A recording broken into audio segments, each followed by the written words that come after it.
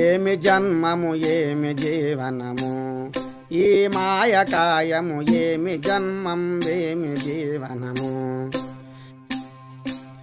ఏమి జన్మం ఏమి జీవన ఏది సాక్షతమేది సౌఖ్యము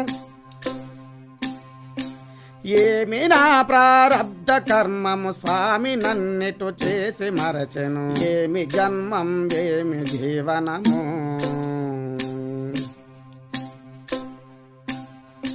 దండిగా భూమండలంబున ఉండరుడ గూడంగ శుక్లము మెండుగా శోణితము పైవడ అండమై గర్భంబు నుండయు పిండ రూపము దాల్చయుండు గదా ఆ పిండ కోసము నిండు దినముల గండ నేను గదా